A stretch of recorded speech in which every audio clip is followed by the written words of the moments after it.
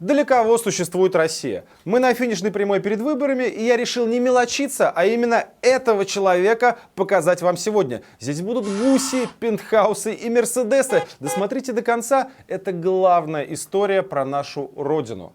Наш герой из Москвы, но где бы вы ни жили, есть его двойник, который работает в такой же сфере. Он олицетворение путинской власти. Путин — президент таких, как он, а он, в свою очередь, база и опора путинской власти. Непотопляемый, вездесущий, столб, основа и скрепа. Универсальный солдат режима. Именно его я приберегал для того, чтобы вот в последние дни перед выборами просто кричать вам: посмотрите и идите голосуйте с умным голосованием, иначе мы никогда в жизни не избавимся от него и его клонов. Заместитель по ЖКХ и благоустройству. Он же везде есть. В регионе, в городе, в поселке, в деревне и везде. Из этой черной дыры с протекающими трубами, кривыми бордюрами, отключениями горячей воды и растущими тарифами они умудряются создавать себе восхитительную, богатую жизнь. Восхитительно — это не преувеличение. Хозяин России — это Петр Павлович Бирюков. Типичный чиновник вида крепкий хозяйственник. Он всю жизнь на госслужбе. Менялись мэры, президенты и страны, а он всегда работал на государство. Промыслов, Сайкин, Гавриил Попов, Юрий Лужков, Сергей Собянин. Из СССР в демократию, из демократии в Единую Россию ехал Петр Павлович Бирюков и всегда горячо поддерживал любую власть. Привожу вам только железные факты о его семье, основанные на документах. Ну а вы сами решайте, хотите ли вы, чтобы хозяевами нашей страны были Петр Павлович Бирюкова. О гигантских пентхаусах в центре города, принадлежащих семье Бирюкова, писало еще издание «Медуза». Элитнейший район Москвы, стоимость квадратного метра 1 миллион 100 тысяч рублей. В этом доме квартира у, простите, журналиста Дмитрия Киселева. Жилой комплекс рекламировала супермодель Наоми Кэмпбелл. Я начинаю свой день на Цветном бульваре. Но вам ведь хочется взглянуть на это. Действительно ли так шикарно? И мне хочется. Давайте посмотрим. Мы на Цветном бульваре. Это самый центр Москвы. Цирк на Цветном бульваре, Бульварное кольцо и ставшая особенно знаменитой этим летом Трубная площадь. Здесь проходили встречи незарегистрированных кандидатов в Мосгордуму с избирателями. О них напоминает одиноко стоящий автозак. Поворачиваемся дальше и видим грандиозный стеклянный дом. Это и есть комплекс «Легенда Цветного». На нижних этажах находятся офисы, а на верхних 113 квартир. Они разбиты по 3 башням. Подлетаем ближе и видим корпус, в котором находится супер-пентхаус Бирюкова. Он расположился на 2 последних этажах, 14 и 15. На 14 этаже, состоящем из 5 квартир, 4 принадлежат дочери Бирюкова Ирине. На 15 этаже все 5 квартир поделены между сыном Бирюкова Александром и его женой Екатериной. Итого, пентхаус состоит из 9 квартир. Его общая площадь 1608 метров, а рыночная цена 1 миллиард 769 миллионов рублей. Почти 2 миллиарда рублей семья заместителя Собянина, который всю жизнь на госслужбе. Неплохо, да? Но это только начало. После Цветного бульвара давайте отправимся в еще более дорогое место, на Патриаршие пруды.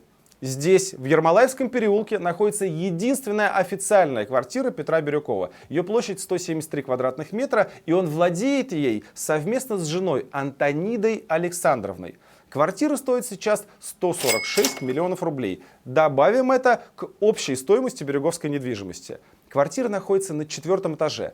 Но Петр Павлович не был бы собой, если бы не добавил к этой квартире еще одну. В этом же доме находится 2-этажная квартира, занимает она 5-й этаж и мансарду, прямо над квартирой Петра Бирюкова. Эта квартира принадлежит дочери Ирине и внуку Никите. Он получил долю в этой квартире в 6 лет. Такая квартира площадью 330 метров стоит сейчас 275 миллионов рублей. Этот же внук Петра Бирюкова, Никита, в возрасте 19 лет купил 307-метровую квартиру в суперэлитном ЖК «Сытинский». 2 миллиона рублей за квадратный метр. Здесь живут семьи миллиардеров, например, Владимира Груздева, Владимира Потанина. Но их квартиры, кстати говоря, сильно скромнее.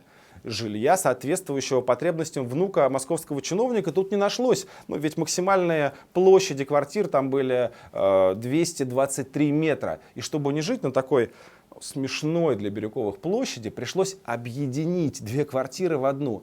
Стоимость жилья Никиты Бирюкова сейчас 616 миллионов рублей. Это официальная зарплата его дедушки, главного московского хозяйственника, за 100 лет. Вы наверняка запутались и устали. Но ничего, Бирюковым тоже тяжело не путаться в своих квартирах. Значит, и вы справитесь. Я очень в этом сомневаюсь. Отправляемся еще буквально на 500 метров от квартиры внука Никиты и находим квартиру его мамы Ирины, то есть дочери нашего Петра Павловича. Леонтьевский переулок внутри Бульварного кольца. Квартира площадью 236 метров, куплена в 2008 году. Ее стоимость сейчас 244 миллиона рублей. И это 13-я квартира семьи Бирюковых.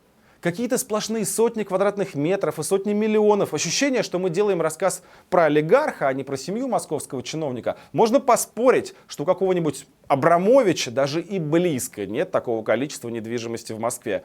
А ведь мы пока рассказали только про имущество дочери и внука чиновника.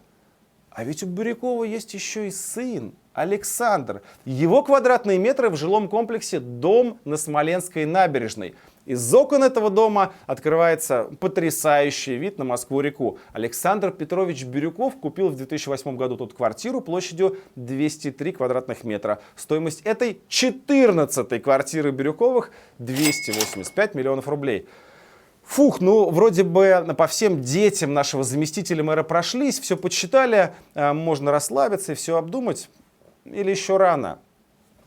Разочарую вас, еще очень рано, потому что у нашего чиновника есть еще и брат, а у брата дочь. И вот у этой дочери, то есть племянницы вице-мэра, тоже есть роскошнейшие квартиры в жилом комплексе «Имперский дом» на Якиманке.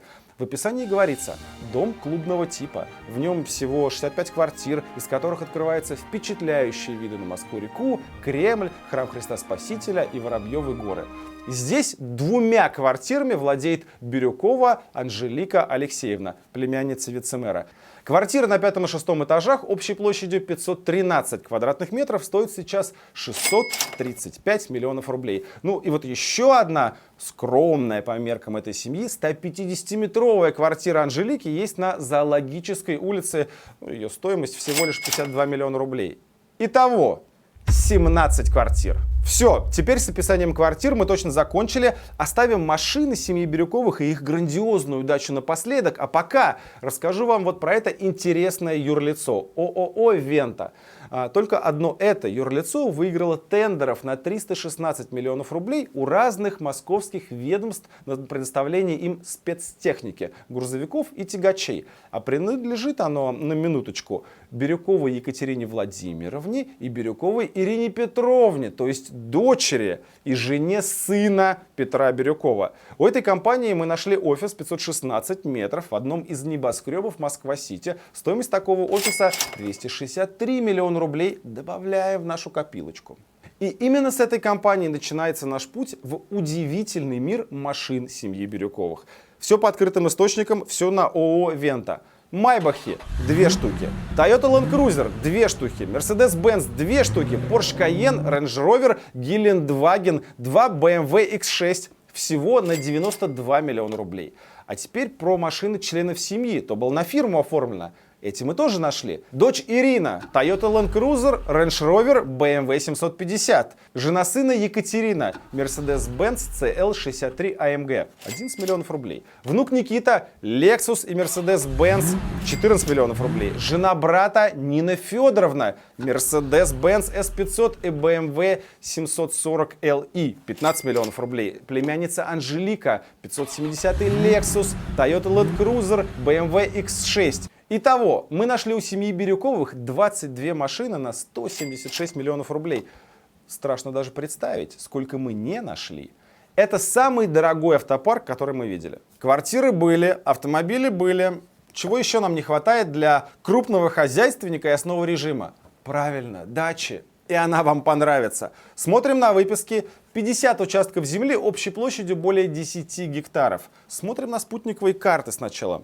Странно, видим промзону. Но реально какая-то вот промзона непонятного назначения, как вообще может быть это дачи. Похоже скорее на какие-то склады или типографии. Но наш отдел расследований собрался с духом и полетел снимать. Я не знаю, как вам это описать. Такого размаха хозяйственной деятельности мы никогда не видели. Лучше смотрите сами. Вот супердача Петра Бирюкова с высоты нескольких сотен метров. Общая площадь больше 10 гектаров. Все записано на детей. Присмотритесь к участку. Вам становится понятно, что там? Нам не очень. Все выглядит как какой-то вышедший из-под контроля градостроительный симулятор, ну типа игры SimCity. То тут, то там разбросаны какие-то дома непонятного значения. Погрузочная техника соседствует с аккуратными лужайками, детская площадка. А рядом коровы, привязанные к колышку, вытаптывают круги. Какие-то белые точки в пруду. Гуси, но почему-то они рядом с теннисным кортом. Ничего не понятно. Давайте взглянем поближе. Перед нами натуральная ферма. Слева вольеры с птицами, чуть дальше тоже какие-то животные. Да и вообще в каждом одноэтажном здании, которое вы видите, разводится какая-то живность. Пролетим чуть вперед и находим настоящий пруд. В нем кто-то плавает. Приглядимся и видим повсюду гусей и уток. Они на пруду, на берегу пруда, они за прудом. Их сотни, если не тысячи. И все они живут тут, под боком Петра Бирюкова. Зачем они ему? Куда он их девает? Дарит коллегам, наверное. Летим через будки для птиц дальше и видим конюшни, а рядом земляная площадка для выгула лошадей. Рядом строительная техника, слева еще одна площадка для лошадей, она гораздо больше. Разворачиваемся и видим грядки, парники, теннисный корт и аккуратный лужок для коров. Как видите, молочко у Бирюкова тоже свое, домашнее. Ускоримся и летим дальше. Мы снова над вольерами. Видно, как рядом ходят люди, и опять стоит строительная техника. Рядом уже начинаются двухэтажные дома. Они, видимо, предназначены для персонала. Но где же, собственно говоря, барский дом? На самом деле их несколько. Один подальше слева, его площадь 1800 квадратных метров. А вот еще один с аккуратными газонами, дорожками, фонтаном и альпийской горкой. Вон даже гольф-карт стоит для комфортного перемещения по собственным угодьям. Площадь дома 1500 квадратных метров. Мы оцениваем стоимость этого грандиозного фермерского хозяйства с роскошными домами в 1 миллиард рублей. Почему я и назвал Бирюкова символом и хозяином России? Его дача — это просто образец ментальности путинского чиновника. Все украсть. Все затащить за свой забор, каждому родственнику по домику, отгородиться, в подвалах поставить сундуки с золотом, во дворе, чтобы крепостные мужики и хозяйственные постройки, завести коров, гусей и пить свое парное молочко, без химии всякой. Обязательно процедить через марлю. Никакой ни мусоринки, ничего нет. Ну и самое прекрасное, что все от гусей до мерседесов оплатили мы с вами в своем тарифе ЖКХ. В ежемесячной платежке за коммуналку так надо уже и прописать. 17 копеек с каждого москвича за гуся, рубль 30 на бензин для автопарка и 2,5 рубля на содержание пентхауса. И вы, кто не живет в Москве, не смейтесь над нами. Вы точно так же платите, просто своему Петру Павловичу. Ведь стараниями Путина и Единой России такой Петр Павлович есть везде. Смотрите, по открытым источникам мы насчитали у семьи чиновника Бирюкова квартир и офисов на 4,3 миллиарда рублей, машин на 176 миллионов и дачу на миллиард. Всего выходит на 5,5 миллиардов. И все знают об этом. МВД, СК, ФСБ, Собянин, Путин. Бирюков же не скрывает. Получает чиновничью зарплату и живет открыто, как миллиардер. Потому что они все такие. И с ними со всеми мы должны бороться, они ведь никогда нас не отпустят. За чей счет-то гусей кормить, если нас не будет? 8 сентября отличный шанс сообщить и Путину, и Бирюкову, и Единой России, что мы не собираемся оплачивать вот это все.